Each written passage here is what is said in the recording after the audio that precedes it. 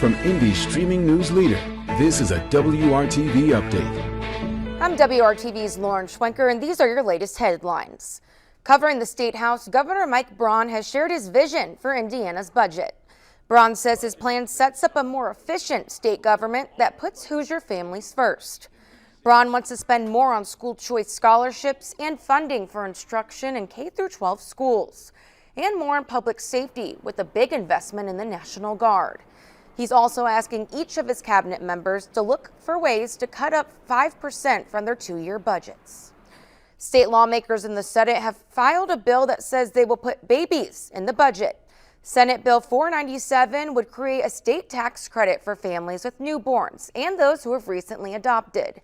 Some families would be eligible for a $1,500 tax credit. Now, those under the poverty line would get that back on their state tax return. Those above the poverty line would get around $500 added in their return. Indiana's Aaron Neesmith, who had been out for almost 2.5 months for a left ankle sprain, returned to the court last night as the Pacers took on the Pistons. But the stars of the night were Miles Turner and Pascal Siakam, who posted a combined total of 54 points, giving Indiana the win. The Pacers host the Sixers tomorrow night at 7.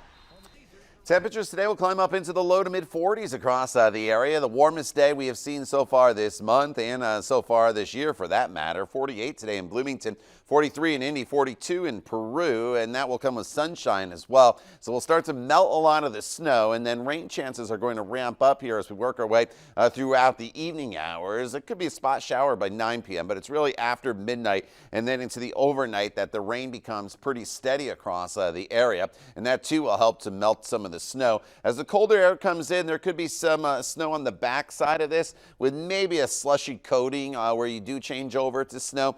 But by the time that happens, most of the moisture should be off to the east, so not expecting a huge impact from the snow aspect of that storm system. But then tomorrow's one of those days where we start in the upper 30s, we'll end the day in the 20s as temperatures drop throughout the entire day. And then look at the temperatures by the time we get to next week. Highs in the single digits, low temperatures below zero Monday, Tuesday, and Wednesday morning. Lauren. Thanks, Todd. For more stories and weather you need to know, download the WRTV mobile app. Thanks for joining us.